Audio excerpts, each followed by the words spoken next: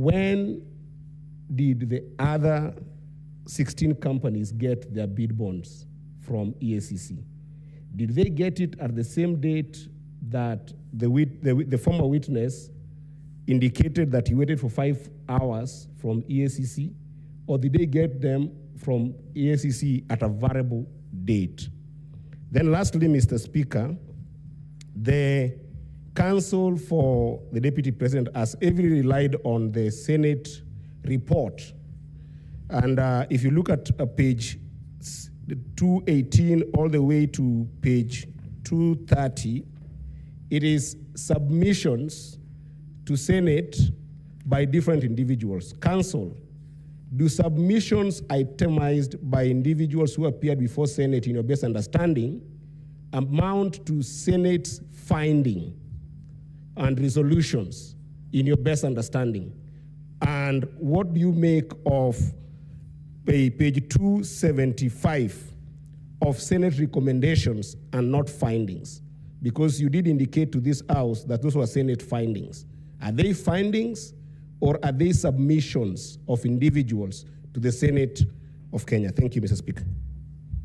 Senator Mungatana.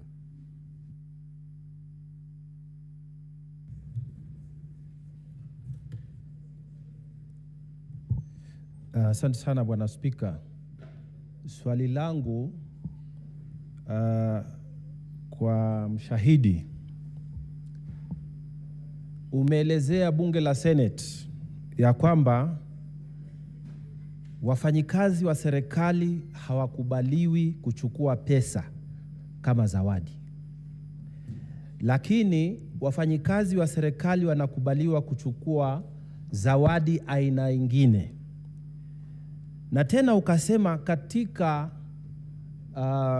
EACC kuna orodha ambayo mnaorodhesha kila kitu ambacho kinachukuliwa na mfanyikazi yoyote wa serikali. Tunajua kwamba makamu wa rais amekuwa mbele ya Kenya nzima akasema amepata ng'ombe kutoka kwa marafiki zake wa bonde la Ufa kama zawadi. Mimi nataka kukuuliza na uelezee hii bunge yetu ya Senate. Je, uko na orodha ya yote ya hizo ng'ombe za maziwa ambazo zilipatikana, ambazo anasema aliziorodhesha? Hiyo ndio swali yangu kwako. Asante. Senator Jesang Alan.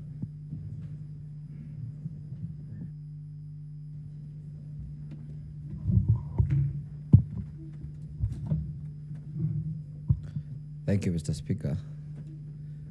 Mr. Speaker, I have 2 questions that I would like to ask the Council of His Excellency, the Deputy President, to tell the House why was it the Deputy President calling the CEO of KEMSA asking for a release of the bid bond and not the CEO of Crystal Company, yet he's not an employee or a director of the said company. Number 2, Mr. Speaker,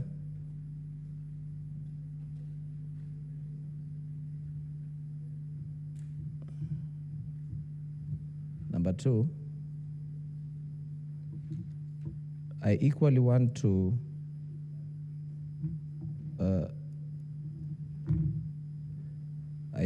ask the Council of the Deputy President to enlighten me and prove to this House that on how the call by the Deputy President to the CEO of KEMSA pertaining a bid bond that was in process of a contract, not a conflict of interest. And lastly, Mr. Speaker, I'd also like to ask the Council if the Deputy President knows that he's not a regional leader, but a national leader. Thank you, Mr. Speaker. Senator Fatuma Dulo.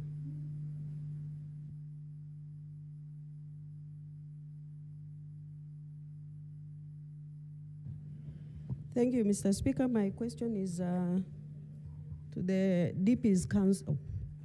Now, I saw you trying to cross-examine the witness before us on a report of the Senate, which I believe he has not interacted with. And again, the motion that was before the House and also the National Assembly. What are you trying to drive out of that? I thank you. Senator Joyce Korir.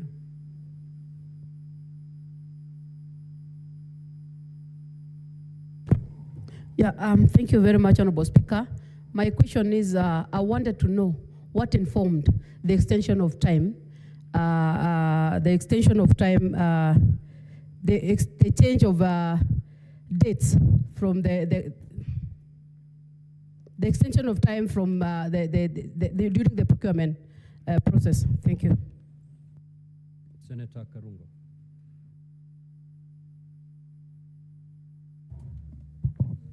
Thank you very much, Mr. Speaker. My question to Mr. Abdi. You receive a letter from the Health Ministry on 11th May 2023. Then in your wisdom, you replied 16 months later, when the CS has even left the office. My question, and that is 5 months after the Senate looks into the issue and comes with a report. Are you part of the conspiracy? Don't answer me, answer your children. Senator Sigei.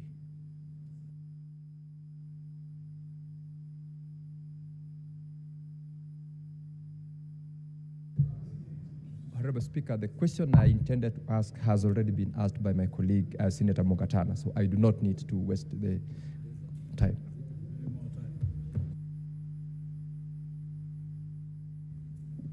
Senator Kibwana.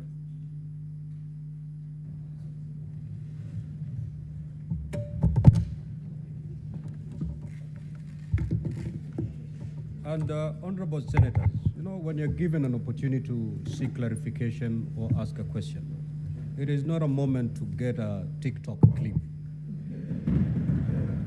Please, this is a very serious matter. Proceed. Let us not embarrass this House. Proceed, Senator Hamida. Thank you, Mr. Speaker. Mr. Speaker, to Mr. Abdi, I just wanted a clarification whether EACC, when EACC conducts their investigation, are they guided by other investigations? Because through the cross-examination, I think it was vis-a-vis the parliament investigation. So I think these are two different investigations. So I wanted that clarification, whether you are guided by Parliament, because the Parliament are not experts. That's why we always bring in or loop in EACC to assist us with the investigation. Number two, would you call it a bribe if a gift is not declared, you know, or gifts in a public office? Would you call it a bribe? Just the last one to the council. How do you cross-examine what someone came and said, but not exactly specific findings of the Senate? Because I found it a bit contradicting.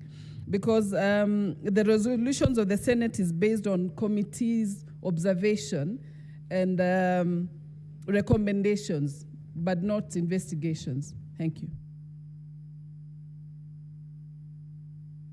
Senator Kathuri.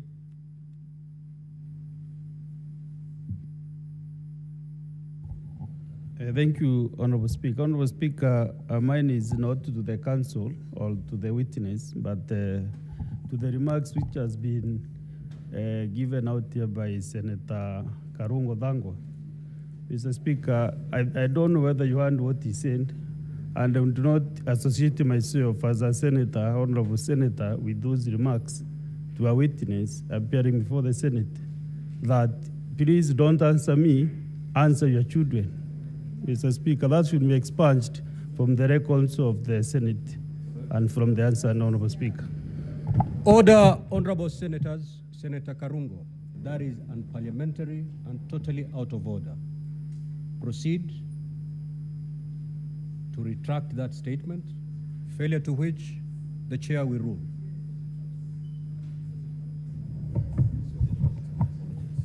Mr. Speaker, as I withdraw, this session is viewed by everybody, at home, our children too, Mr. Senator Speaker. Karungo, I never give you an opportunity to make a speech.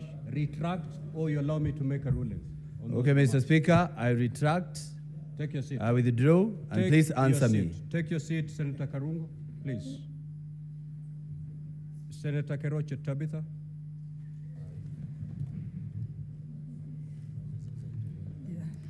Thank you. Thank you, Mr. Speaker, sir, for giving me this opportunity. And as a mother, I think I've also felt I'm hurt with Senator Karungo. But because it has been ruled, thank you. We should never, ever. I know we had a meeting, closed door meeting before we started this. And we all agreed we are going to behave. Thank you, Tabitha, thank you, thank you. Proceed to seek clarification. Mine is to the Abdi. My question is to the Abdi on whatever you're trying to do on the procurement irregularities. But my question is, are you doing to the others? Because there are a lot of complaints on the procurement departments in all the ministries. So I hope this continues to everywhere. Thank you. Senator Richard Onyonka.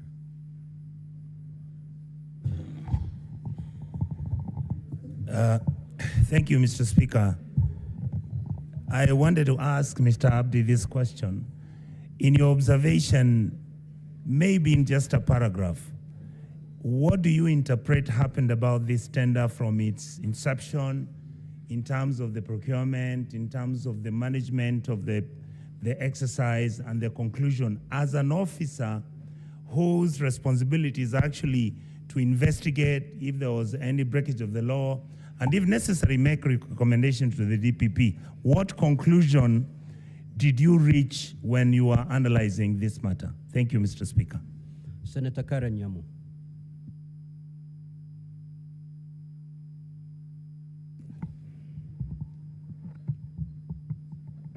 Thank you, Mr. Speaker.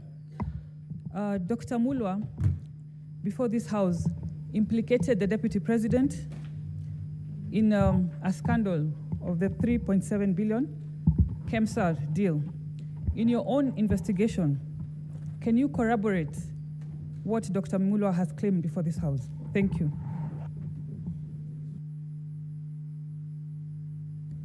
Senator Tom Ojenda.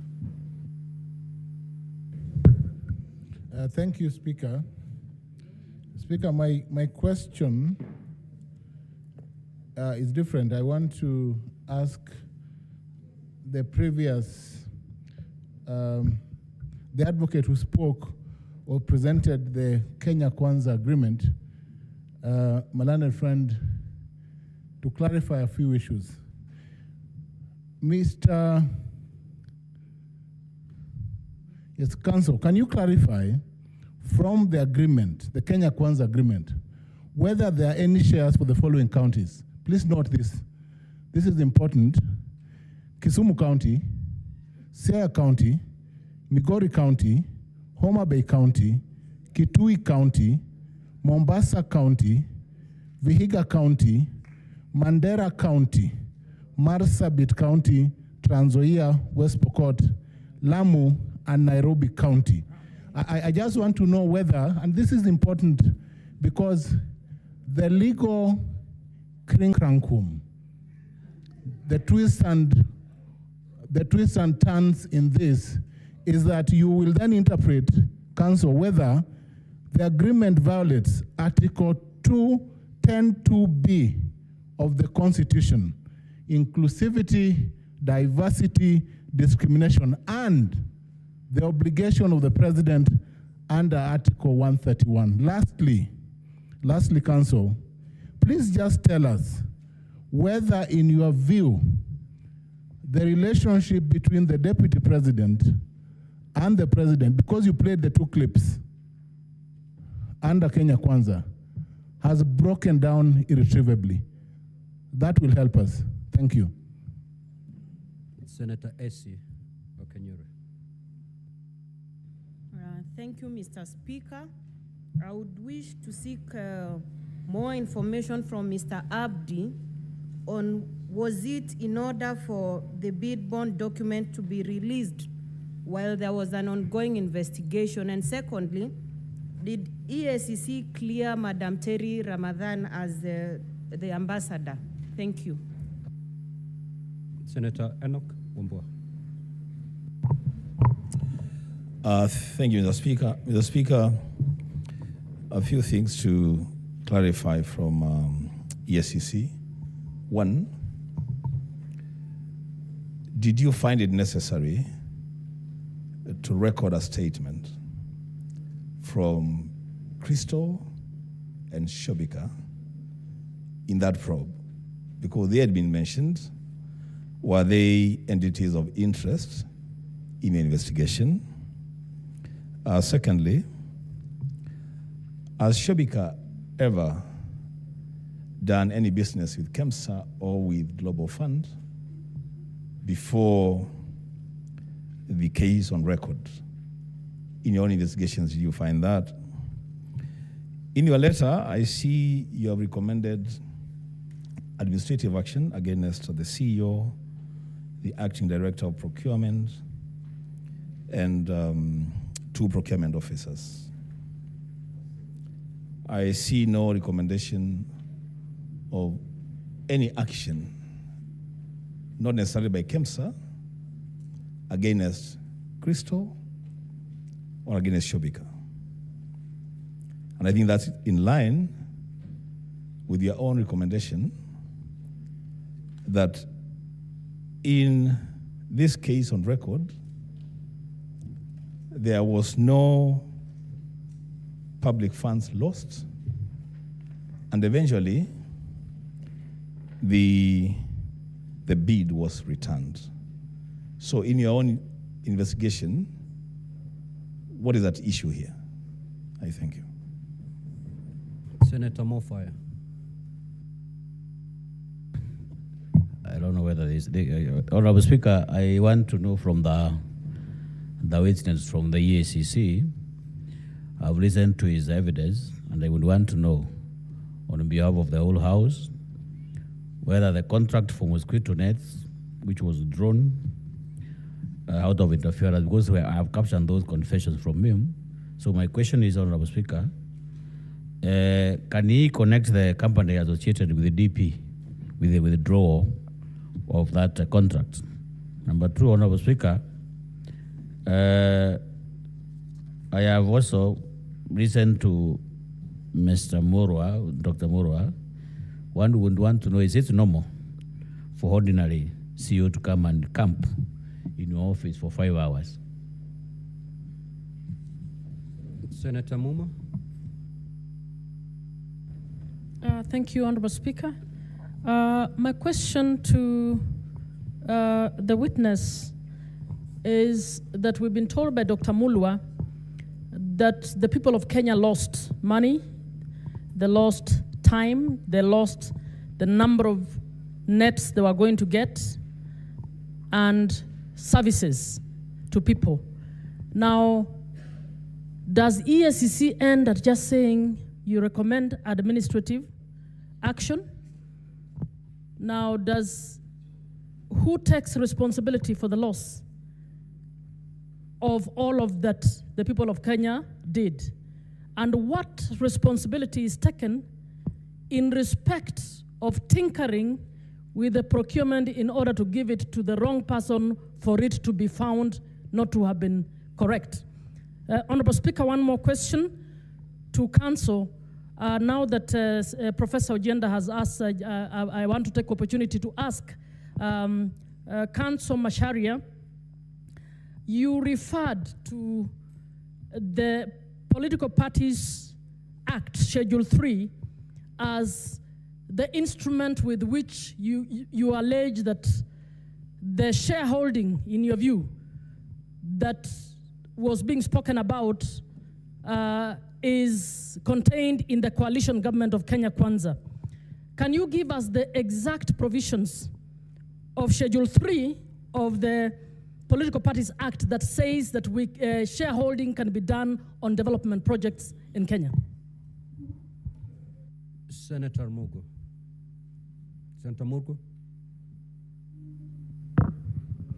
Thank you very much, Mr. Speaker. I have a question for the Excellency Deputy President's Counsel as to whether the Deputy President, in his own conscience, realized that this shareholding narrative is really going negative, and what did he do about it? Or he just went all the way up to where things are now without he himself realizing that it is going the wrong way?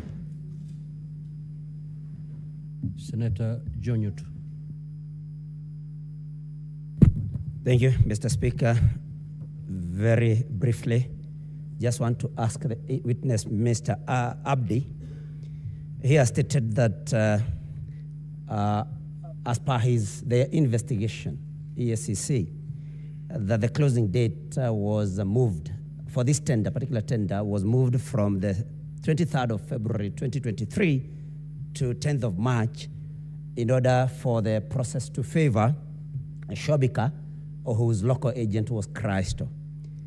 Can you clarify, Mr. Abdi, whether this extension of the tender period was due to the late delivery of bid bond, because you said that the tender was also attached to a bid bond that was late? Was the reason the late delivery of the bid bond, or the specifications of the long-lasting net from synergist peronil, something like that, but side to pyrethroid? Exactly what was the reason? Was it late delivery of bid bond or the specification? Number two, Mr. Abdi, you have indicated that the authority did not prefer any charges against the officers of KEMSA and the PS herself. Is that the right thing that EACC was supposed to do, or it should have preferred charges against these errant, in quotes, officers? And finally, why were the companies that were eventually given the tender or awarded the tender by Global FAD, why had they initially been disqualified by KEMSA? Thank you, Mr. Speaker. Senator Lelegwe. Thank you, Mr. Speaker, sir. I would like to seek clarifications from the Advocate of the National Assembly in reference to Ground 11, which pertains to gross misconduct bullying. You have alleged that that His Excellency, the Deputy President, exerted undue pressure on officials of Kenya Medical Supplies Agency in order to secure a tender for supply of mosquito nets to Crystal Limited, a company purportedly associated with him. Now, upon reviewing the documentation provided, I have noted that 17 companies submitted bids for this tender, yet it was ultimately not awarded to any of them. Given these findings, may I inquire from you whether it will be correct to assert that this particular ground lacks sufficient substantiation, considering that no award was made in respect to the tender in question? Thank you, Mr. Speaker. Senator Chimera.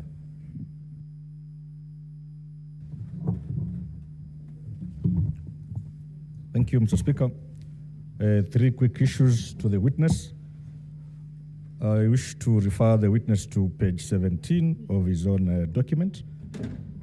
And I know he is a very serious investigator, Speaker, but the document on page 17, dated 16th July 2014, as tabled here, is so naked and so casual, and it's purportedly coming from the Pest Control and Products Board.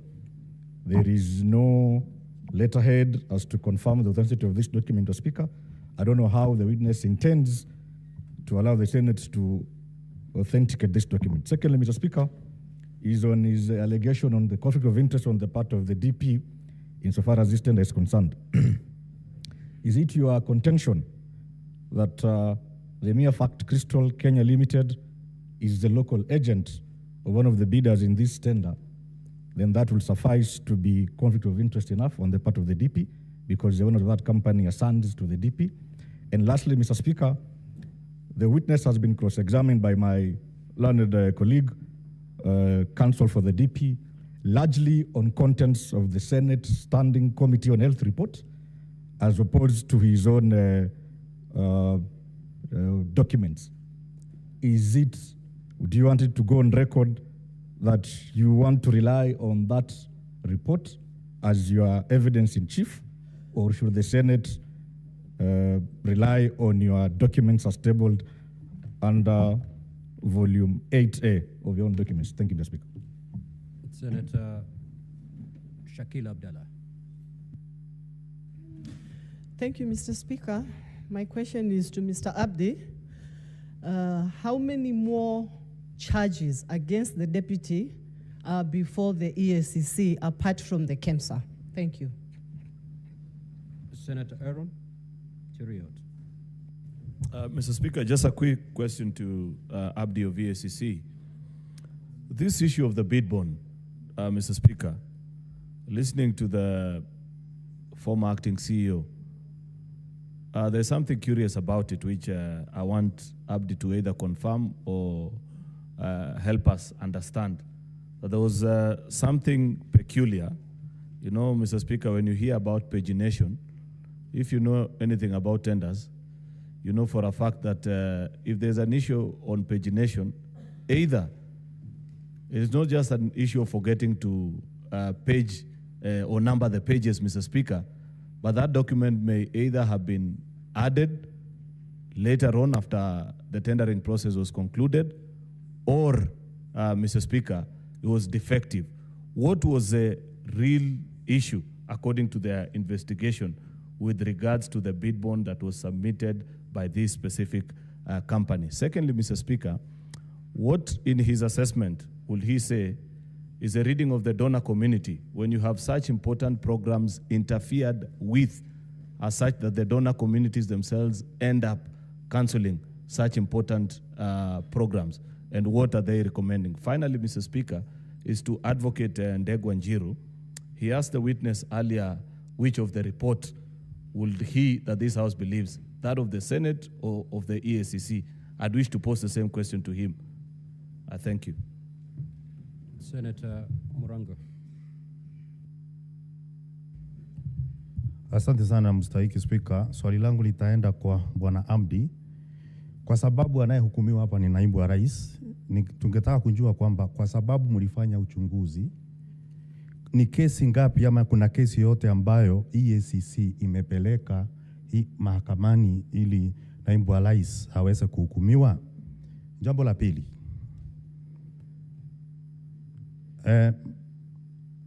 wakati kulikuwa naibu wa rais alikuwa anachunguzwa katika bunge la kitaifa, kuna ushahidi wote ambao wewe uliwasilisha katika bunge la kitaifa?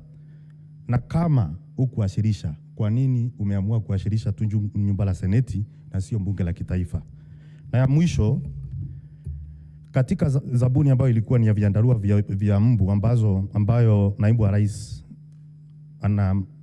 anasemekana alihusika nayo, tungetaka tujue ya kwamba kwa sababu ile zabuni ilikuwa imeghairiwa na KEMSA, na kwa hivyo dhamana ya zabuni ambayo ni bid bond kwa kimombo ilikuwa inafaa kurudishwa, tungetaka tujue kama hiyo dhamana ya zabuni ilirudishwa ama iliitishwa, ingekuwa inasaidia naibu wa rais na nini, ama kungekuwa na manufaa gani ya kurudisha dhamana ya zabuni kama ulivyorudisha zingine 17?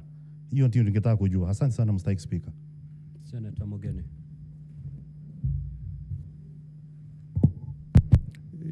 Yes, Bwana Abdi. on this issue of irregular procurement of malaria nets with KEMSA. You know, you have given us documents that basically point to some recommendation for administrative action to be taken against a number of officers. But you know, what is of our concern today is companies associated with the DP. Can you tell us anything that you found irregular around the subject matter that concerns us this afternoon? That is the companies associated with the deputy president, Bwana acting deputy CEO. Thank you. Senator Boni. Thank you, Mr. Speaker. Mr. Speaker, we are lucky that the EACC is here with us. And there are serious allegations that have been raised that require investigations. Could the CEO, the deputy, confirm if indeed there are investigations taking place on your own motion on the following issues? One, on the activities of this intricate web of companies by the deputy president, on the issue of the disinheritance of the orphans and wife of his late brother, His Excellency Nderitu Gachagua. 3, on the alleged insubordination of the president. And finally, if there are investigations on the role that His Excellency the Deputy President played in the infamous Gen Z uprising that occurred in June. Thank you, Mr. Speaker. Senator Cherange. Thank you, Mr. Speaker. 3 quick questions. Like an eye of a military marksman. 1, I need clarification on Section 14 on cultural gifts. Especially some of us, when in our community, when we respect you, we give you cows. Does it qualify within the meaning of Section 14? Number 2, I've seen administration action against KEMSA officials and ministry officials and KEMSA. Since you recommended administrative action, have you gotten feedback from KEMSA? And number 2, did you recommend any action against companies? And finally, are there any active investigations by EACC against the person of Rigathi Gachagua or against the Deputy President of the Republic of Kenya? I thank you, Mr. Speaker. Senator Mutinda Tabitha.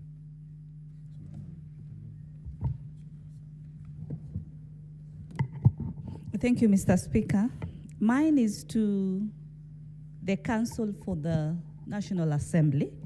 You have presented before this House 2 witnesses, Mr. Abdi and the previous one, Dr. Mulwa. Dr. Mulwa before this House stated that there was no loss in regards to this procurement process. Mr. Abdi's report indicates very clearly that there was no loss of public funds. Would you tell this House, between your 2 witnesses, who is telling the truth, who is not telling us the truth? Secondly, EACC, as far as Crystal Limited is concerned, have you established any evidence that shows that the Deputy President of the Republic of Kenya benefits directly or indirectly from this particular company? And lastly, my colleague asked about the former CEO, Ramadan. You had recommended action to be taken. In your report also, you indicate that she violated Article 10. Does it end there, Mr. Abdi? Because she's now working in a different capacity. What action are you supposed to take, or do you intend to take? Do you do recommendations and not adhere to them? What's the conclusion as far as this kind of reports are concerned from your office? Mr. Speaker, I ask this because Kenyans sometimes say that the Senate does not do oversight. We do not really take action, but we recommend And this is now the situation that we find ourselves in, that your recommendations that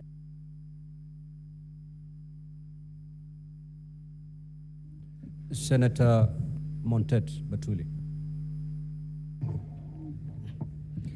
Thank you, Mr. Speaker. I would wish to ask the CEO,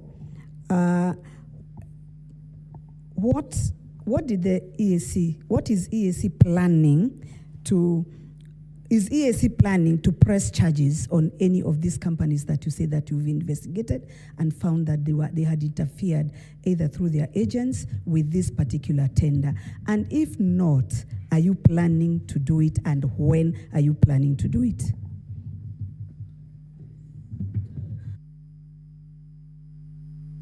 Senator Veronica. Just a quick clarification. Can you confirm or clarify whether these investigations have been closed by EACC in respect of this procurement at KEMSA, and whether there are any further persons of interest whom you have sanctioned or issued any notices of prosecution or anything of that sort beyond the letters that are attached to the affidavit? And in the course of your investigation, did you bother to find out what was the content of the phone calls that the acting CEO of KEMSA said was used to intimidate or cause pressure to him? Did you investigate the contents of that phone call? Witness, you may now proceed to respond.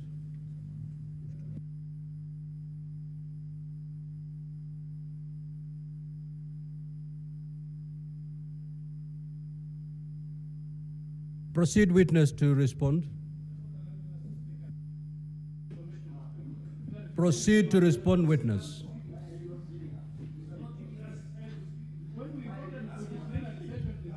Order, honorable senators. If you have noticed,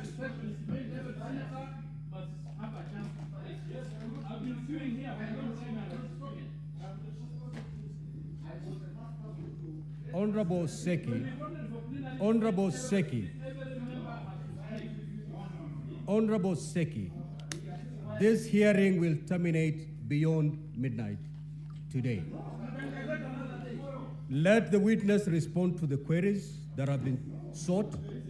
Thereafter, we'll go for another round. Is there any problem? Honorable Seki, you're out of order. You're out of order. And I'm asking you to leave the chamber immediately. You cannot. You cannot direct the chair on what to do. Honorable Seki, unless you apologize, I'm going to throw you out of the chamber. You cannot say the chair is biased. If you've noticed, we've been going on lots. One lot, the witness answers, then I go for another lot. Honorable Seki, unless you apologize, I rule you out of order, and I'm going to throw you out. Proceed. You either apologize or I throw you out. Honorable Seki, you apologize or I throw you out. You know, you as a speaker, I have come to a desk. I have a representation of Kajiado people. I have a right to speak in this assembly. Just you like should not another senator. seems to be biased. Honorable Seki, you either apologize or I'm going to rule you out of order and I'm going to throw you out. You know, I've never stood on this. My brother, just apologize. We need you. Just apologize. Order, honorable senators, order. Let me just apologize.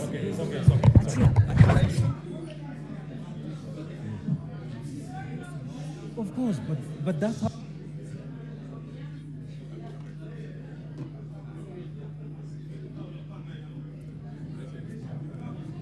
Honorable Seki, I have not heard the apology. Honorable Seki, you either proceed to apologize to the chair or you exit the chamber. Proceed. The floor is yours, Honorable Seki. I apologize. Take your seat.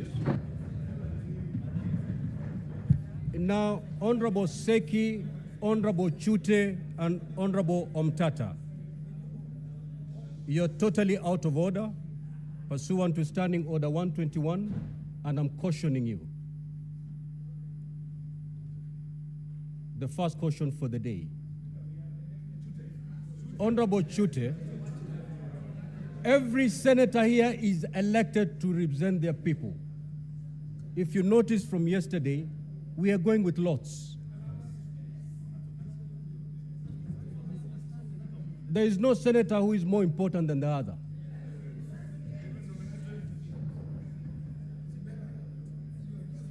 Proceed, witness. Thank you, Honorable Speaker. I may not have captured the exact names of the honorable senators, but I will deal with the questions as they were asked. So the first question was to do with when did the other companies get back their documents and the dates the companies got their documents.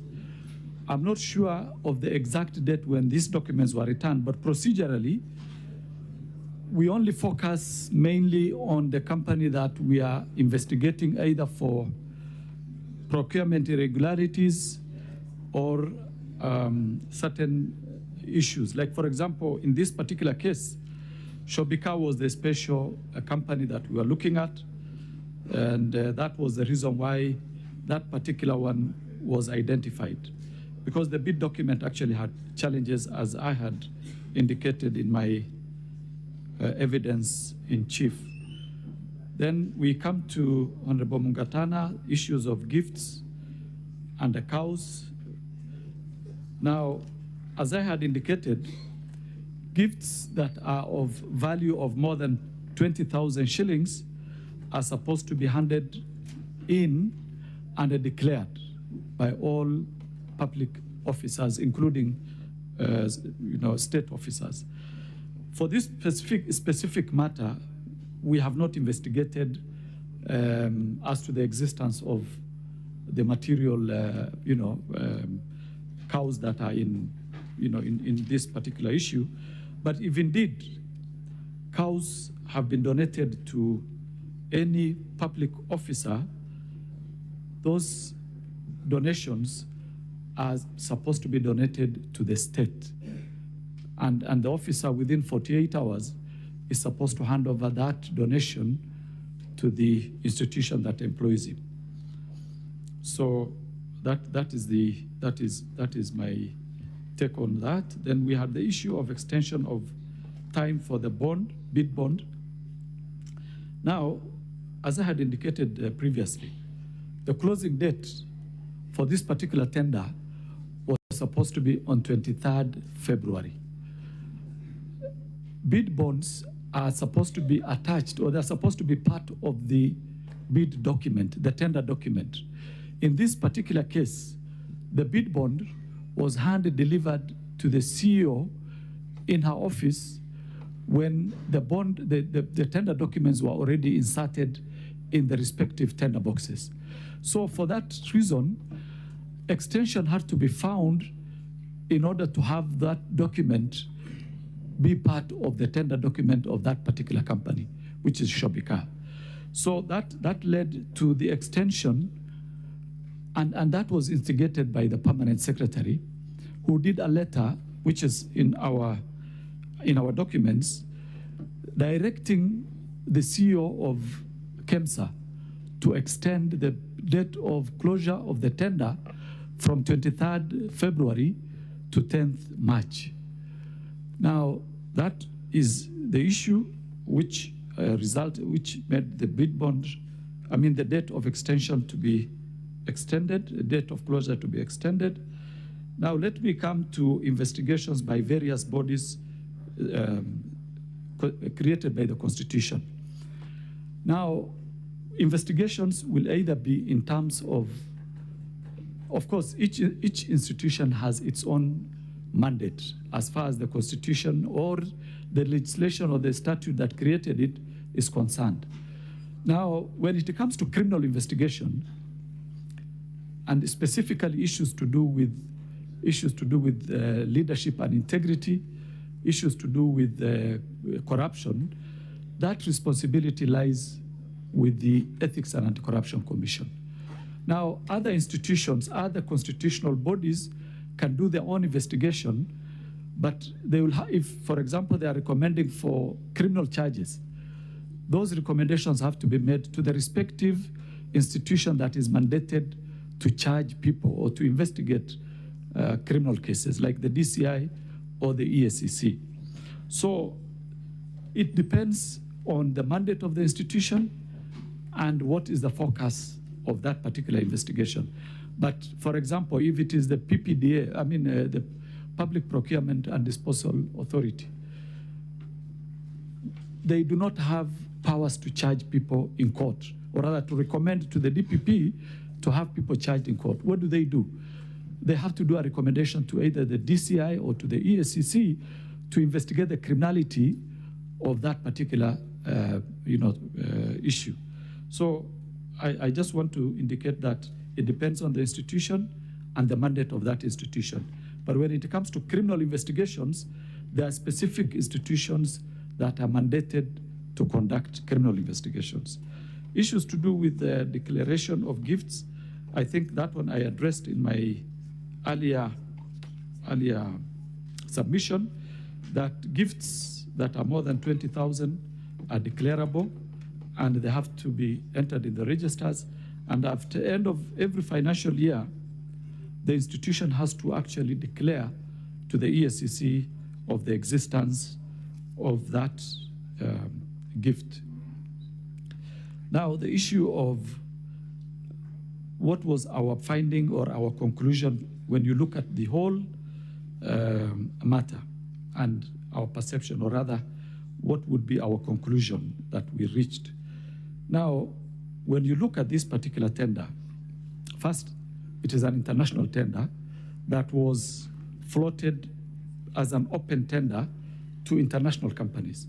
Companies bidded, but there is a specific company that has a local agent here, which is Shobika, that did not conform to certain procurement requirements as per the tender document. Because when tenders are floated, that tender has got specific instructions or directions to the people who are bidding. If, for example, you are supposed to do pagination, it has to be indicated there. If you have to do, for example, in ink, it has to be there.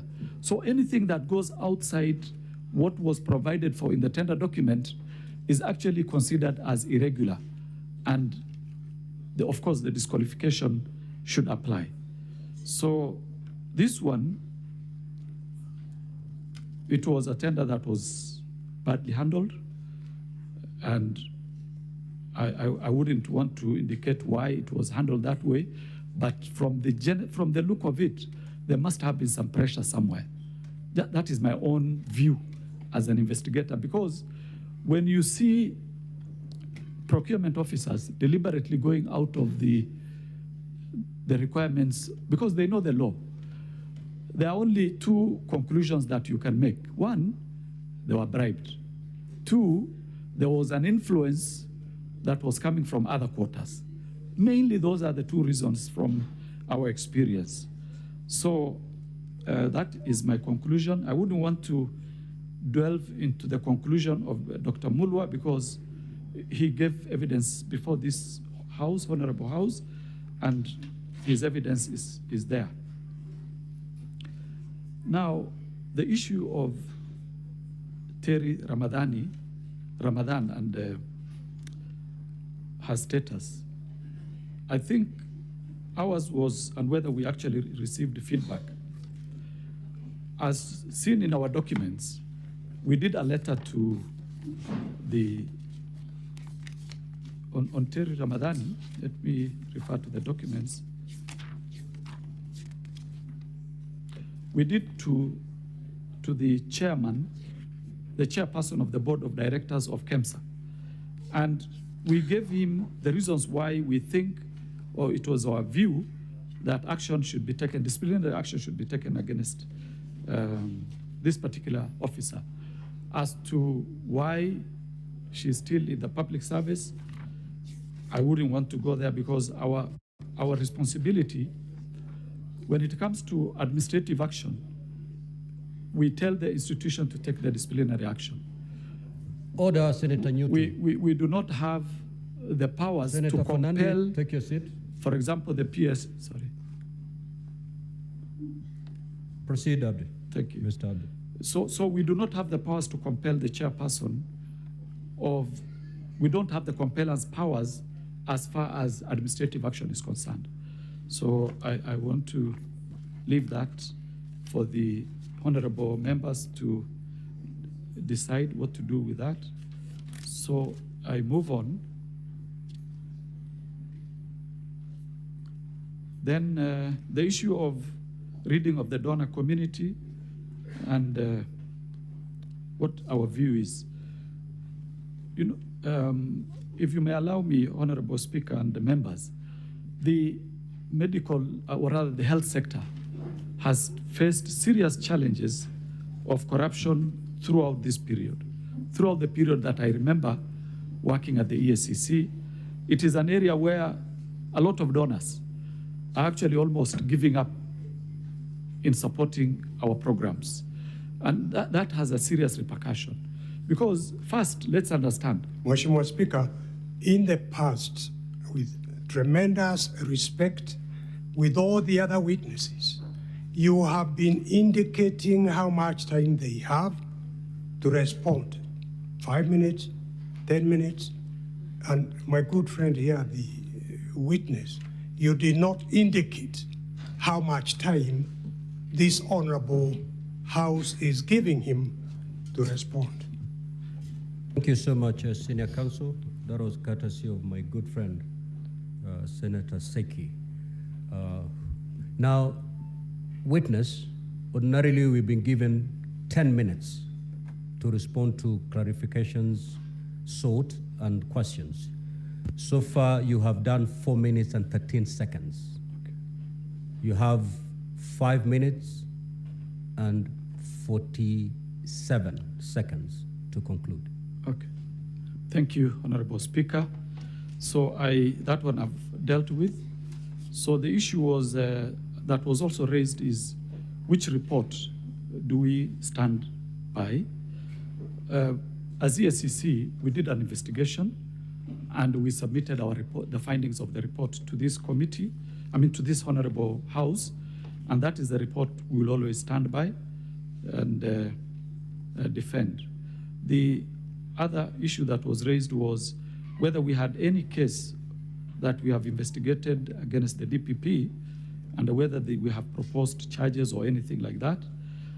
That is, we have not investigated the Deputy President, His Excellency Rigathi Gachagua. We have not investigated him for any criminal matter in the past. That is our position.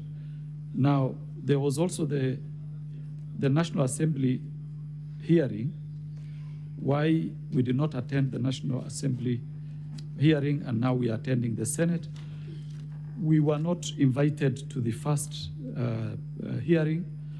Yesterday, I was served with a summons of this House, and we are simply responding to that summons.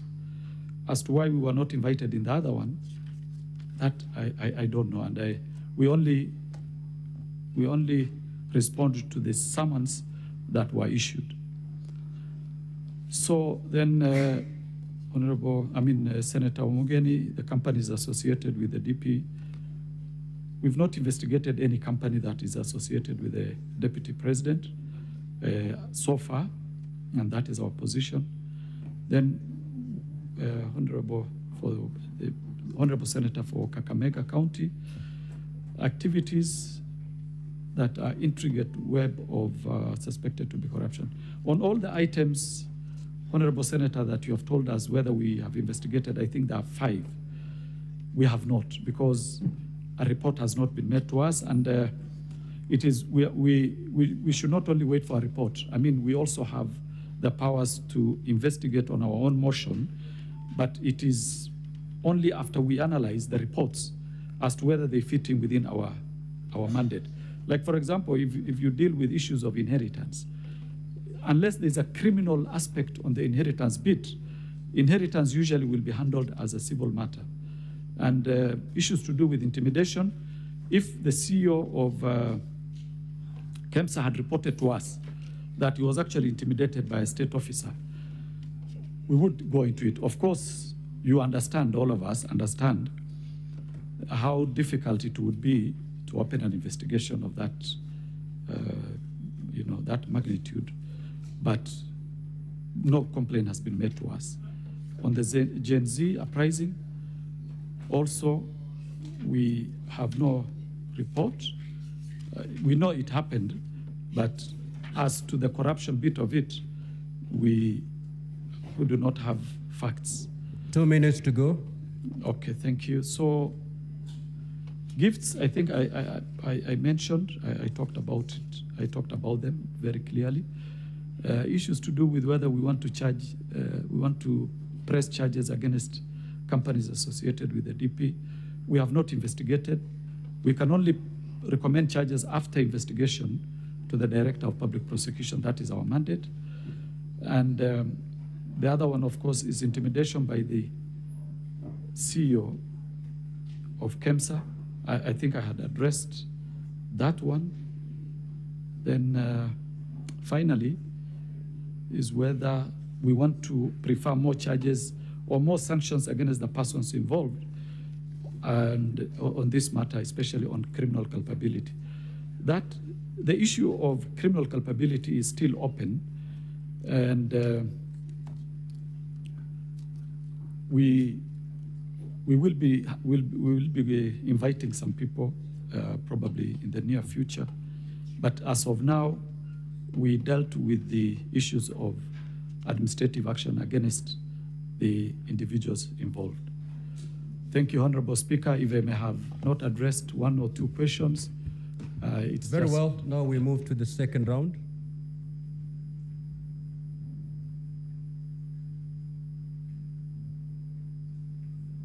Senator Mtata. Honorable Speaker, was there any clarification for us to respond to some questions that have been put to us?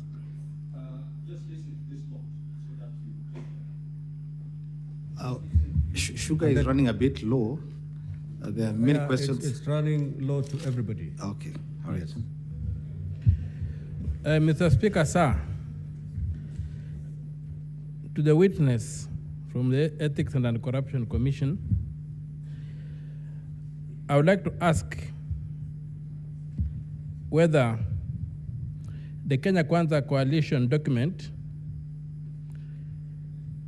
is unconstitutional and therefore null and void to the extent that its formula for sharing executive power violates Articles 10, 27, 129, 130, and 131 of the Constitution.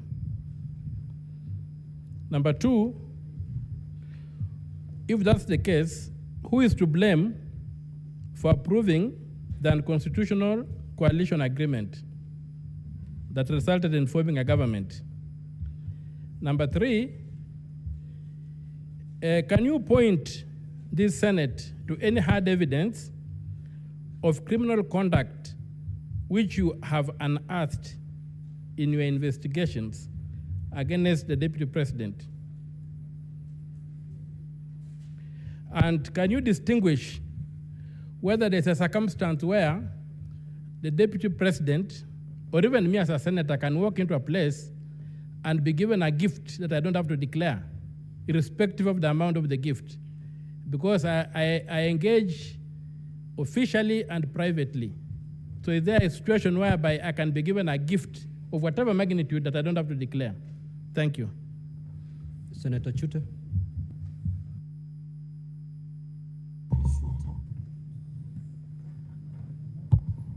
Thank you very much, Honorable Speaker. Honorable Speaker, let me first of all thank Bwana Abdi for many years' service he has given to this country, and we highly respect him. I want to refer Abdi to ground number 11 and also to his documents, page 7. Ground number 11 says, His Excellency Rigathi Gachagua bullied Kenya Medical Supplies Agency officials into awarding a tender for supply of mosquito nets to Crystal Limited. And in your letter on page 7,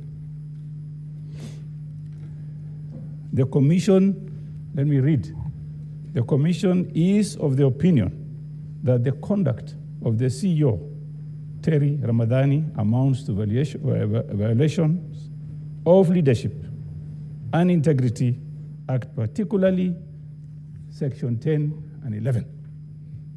Mr. Abdi, today, as we speak, Terry Ramadhani is a deputy ambassador in India.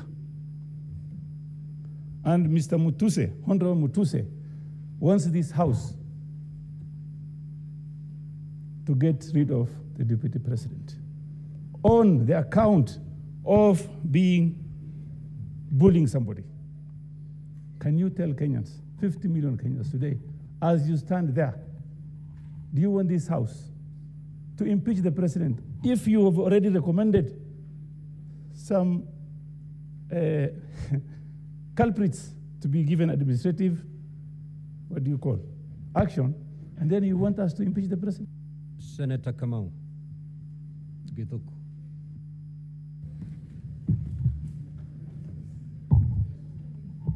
Thank you very much, Honorable Speaker. Honorable Speaker, I want to ask a question to the Deputy Chief Executive Officer. In the course of your investigation, is there anywhere that you have identified that the Deputy President of the Republic of Kenya, who you want impeached, influenced any tender award? Thank you, Honorable Speaker. And the senator was elected by the people of Kajiado, Senator Seki.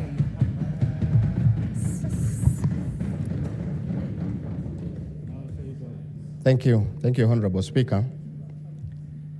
My question goes to, or clarification goes to Abdi Mohammed.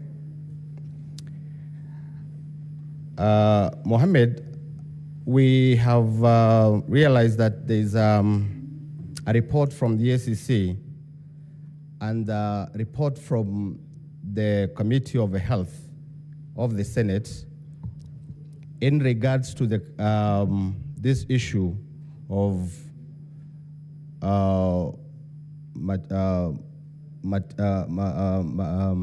mosquito nets. I want to confirm that the contract was cancelled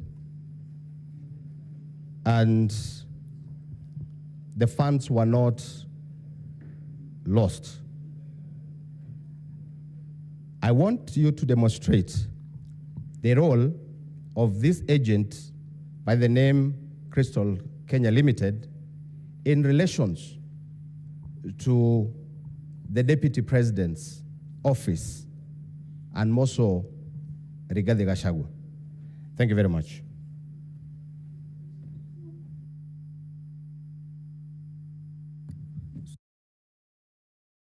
Senator Miraj. Okay, if you don't have any question, then log out. You may now proceed, and thereafter we'll have an opportunity for the counsel for the Deputy President to respond to the clarification sought. Thank 5 you. minutes. Thank Abdi, you, have 5 minutes. Honorable Speaker. In fact, I'll take less than 5 minutes. Senator Omutata, I think he raised the issue of whether the agreement of the Kenya Kwanza document or Kenya Kwanza government document is unconstitutional. I think that one is only the courts that can actually find whether that document is unconstitutional or not. It's not within my ability or power, or rather to comment about the constitutionality or otherwise, and whether the document is null and void, and whether it contravenes certain articles of the Constitution.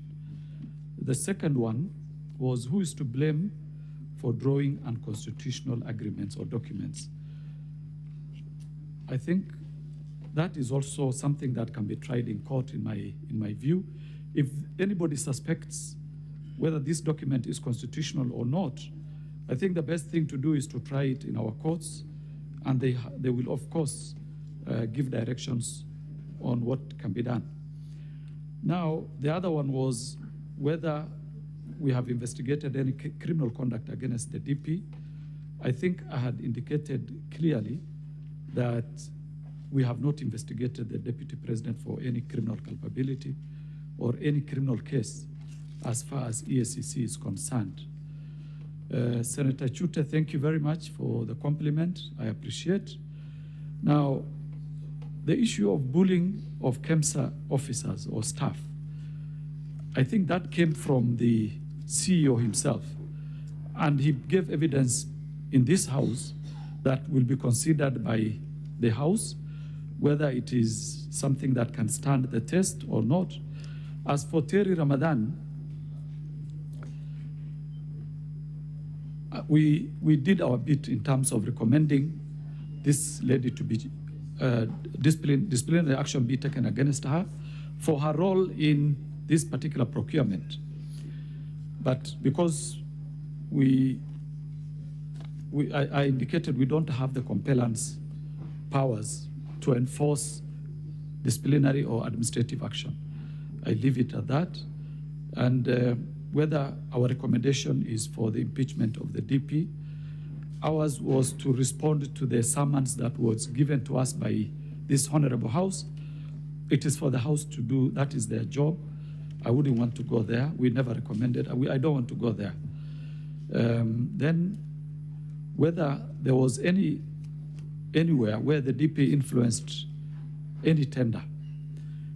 No, we do not have that, and we never submitted that. All that we said is what I'm going to say in the next response, which was raised by the Honorable Senator for Kajiado County about the role of Crystal Kenya Limited and the connection between that company and the Honorable Deputy President of the Republic of Kenya.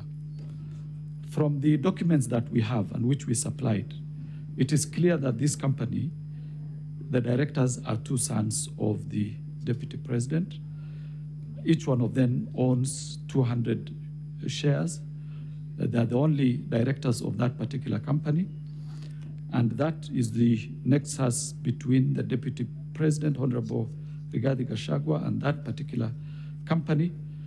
And that is our response as of now. So, Honorable Speaker, thank you very much. That's it. Counsel for the Deputy President, we'll give you 10 minutes. Starting now. Thank you very much, Honorable Speaker. I'll share my minutes with my colleague Ndegwa. My questions are limited to the issue of the shareholder agreements. I'll be quick. The questions were asked by my landed senior and colleague and friend, Professor Ojenda, Catherine Muma, and Senator Omtata. I'll begin with the questions by my landed senior, Mr. Ojenda, and I'll begin with the second question he asked. He asked, is the relationship between the president and the deputy president irretrievably broken? That's not a legal question, but in my experience as a Kenyan, there is no such thing as an irretrievably broken political relationship. Members of Jubilee, a party I served as an advocate for, woke up in March 2018 to find their leader shaking hands with his opponent at Harambee House, and they subsequently found a way to work. A few months ago, the president and the honorable former prime minister have found a way to work. There's no such thing as an irretrievable political relationship. Secondly, leadership constitutionally is not so much about how you feel. It is about your duty and your responsibility constitutionally. Your feelings must take a back seat to your duty to the people of Kenya. Secondly, I was asked about the counties. Now, when you look at these shareholder agreements, and again, if members will go with me to page 418, where you find the shareholder agreement between ANC, Ford Kenya, and UDA. Sorry? Oh, volume, sorry. I don't know how to increase the volume. Council, sorry, Council. Members, I'm getting a bit lost when you say UNDA. UNDA, if spelling in Swahili is UNDA. No, UDA. Sorry, I come from Kenya. It's Democratic Alliance. If you use maybe the you first make clear. I'm sorry. That it is United Democratic Alliance. Yes. I'm sorry. We use acronyms. I'm sorry. It's the United Democratic Alliance Party. The full name of Amani is Amani National Congress Party. And the full name for Ford Kenya is Ford Kenya Party. So their agreement at page 429, you will note, Professor Ojenda, it does not talk about counties. The agreements seem to have been structured in regions. It talked about region. Now, I don't know what they meant by those regions, but what I can tell you is that at paragraph 20. Also, I will allow Mr. Abdi to have a seat somewhere as you conclude.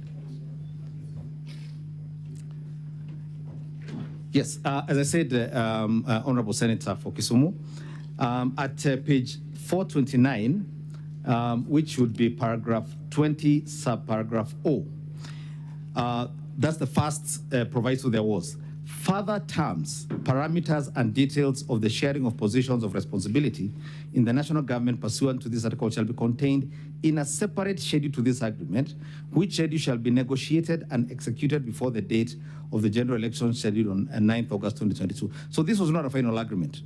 My understanding is that there were further schedules. I don't know what those schedules said. They are not available at the Register of Political Parties.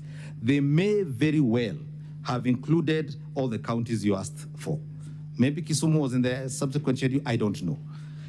Secondly, the drafters of this, as I've said, were careful to stay within the confines of the Constitution, because at paragraph 22, subparagraph G, this is what they said. Notwithstanding the content of this article, the founding member parties hereby commit to make any adjustments that may be necessary to accommodate the development priorities of other parts of the country, to ensure equitable distribution of Kenya's national resources and wealth for the benefit of every citizen and every part of Kenya. So there was a proviso to ensure that the document was constitutional. And perhaps while I'm on that issue as well, I might as well answer my good friend Senator Mtata's question. I am not yet mercifully a judge. I cannot say whether the Kenya Kwanza coalition is unconstitutional. Somebody will have to move the court for that determination to be made. But what I did say was that in 2005, I had the privilege in participating in a case involving the MOU for NAC. And that one was struck down because the law had no underpinning making room for it. And which brings me to the question raised by Senator Catherine Muma, which is the political parties section. There's actually not one, there's several. If you'd go to Schedule 3, subparagraph C, B, D, and E. Let me read them out for you. So B deals with the policies and objectives of the coalition. That's B. D deals with organizational structure and management of the coalition, including county structures and systems and county government bodies, which you'll also find in these agreements. And then C, the overall structure of the coalition. And then E, the criteria or formula for sharing of positions in the coalition. That's what it says. Positions in the coalition, structure, roles, and responsibilities within the coalition. So that's what it says. So most political coalitions have interpreted that to mean, and it's been healthy thus far. I think it's helped, in my view, this country become a bit more stable and united. And I think I've answered all those questions that had to do with the question of the shareholder agreements. Unless members had any clarification, I rest. Thank you, Council, for DP. Council Ndegwa, you have something to pick, or do we conclude it at that? Specific questions and clarifications.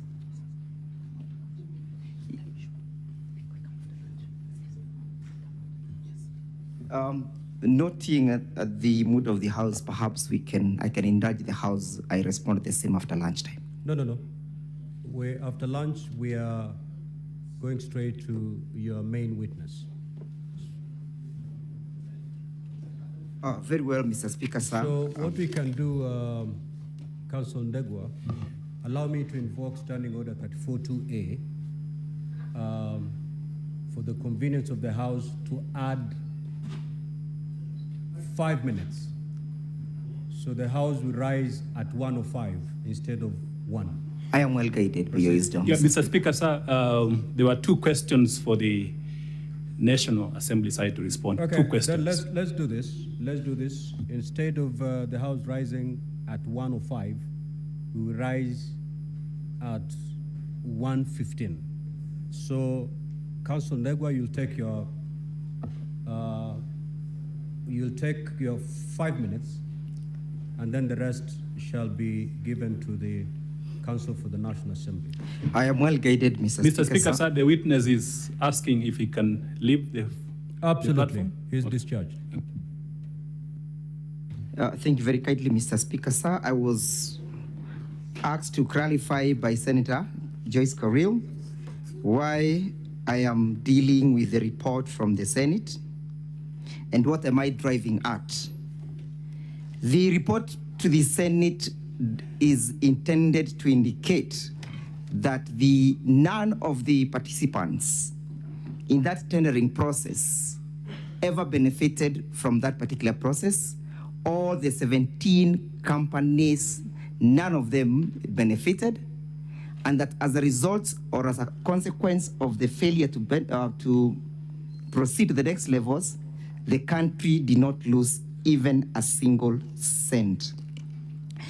A question was put to me why I am looking at the submissions by various parties and not going to the observations and the recommendations by the Senate. And just like a skillful legal surgeon, I have been able to point out various findings, submissions. For example, the submissions finding themselves at page 222, paragraph 107 and 106, 107 and 109 find themselves at the recommendation, at the observation of the Senate at page 271. So there is serious correlation between my findings as submitted by various parties who appeared before the Senate and the observations made by the Senate. So I dealt largely on what the Senate found as opposed to what the Senate had during the proceedings. Number 2, Mr. Speaker, sir,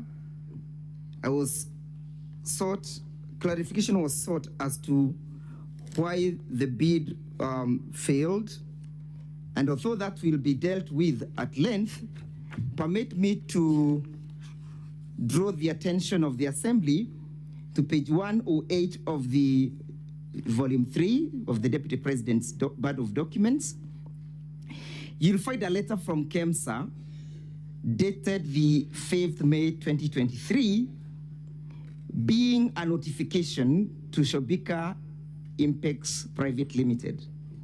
And it reads, the reference is made to the above tender and advised that the tender was unsuccessful due to the following reasons. 1, tender security was not paginated. Number 2, please plan to collect your bid security from the procurement office immediately. It may be of interest to note the date when this letter is being generated is the 5th of May. It also be of interest to note when the alleged bullying and intimidation occurred. This letter precedes the alleged bullying, alleged intimidation. Number two, Mr. Speaker, sir, this letter is voluntarily being issued and being generated by KEMSA themselves at their own intuition, as opposed to being triggered by any external officer, in this case, the person of the Deputy President. In their own volition, KEMSA triggers and invites Shobika to come and collect their bids, and on witness, Mr. Speaker, sir, the witness confirmed that this is always the end of a failed bid. Finally, Mr. Speaker, sir, permit me to draw the attention of the Assembly to the matter in issue. That is at page 36 of the volume 1 of the impeachment motion. The matter in issue that is subject for interrogation, Mr. Speaker, 45 seconds. As I pen off, is not whether the tenders were responsive, whether the country lost any money, whether investigations were done, whether there was conflict of interest, whether there were gifts that accrued therefrom. The question in issue is, did the person of the Deputy President bully the officer? Was there evidence? So let us not lose ground or focus on the ground on the matter in issue, so that we focus and we put the train on rail. Thank you, Mr. Speaker, sir. Counsel for the National Assembly, take us to the rise of the House. Mr. Speaker, sir, how many minutes? 10? You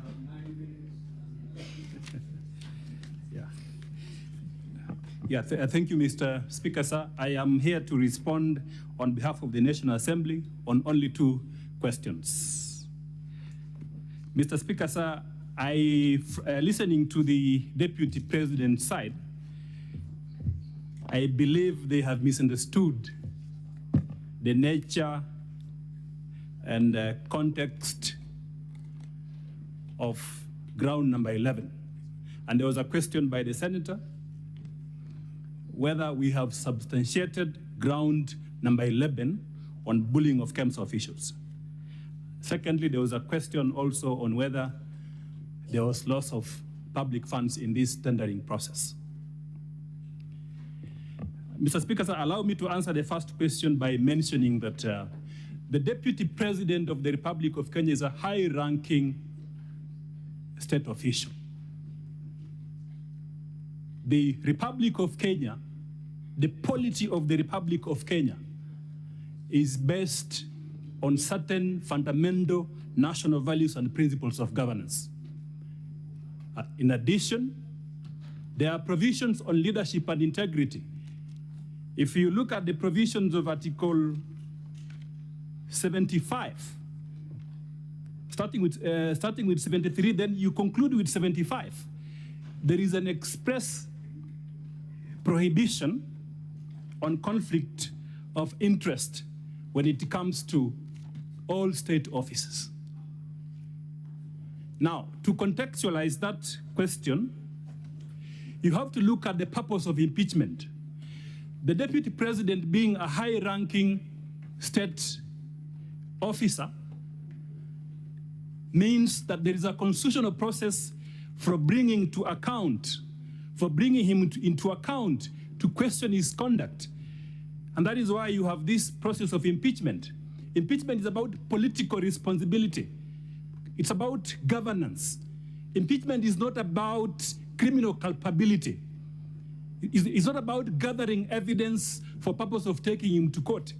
It's about bringing him to account on what he has done from a political standpoint, and that issue of the distinction of criminal processes from impeachment has been clarified by the Supreme Court of Kenya.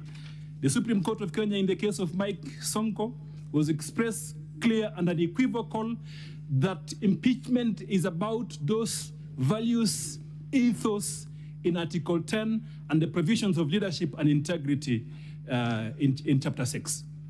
Now, if you look at the way ground number 11 has been coached, ground number 11, Mr. Speaker, sir. Ground number 11 talks about gross misconduct.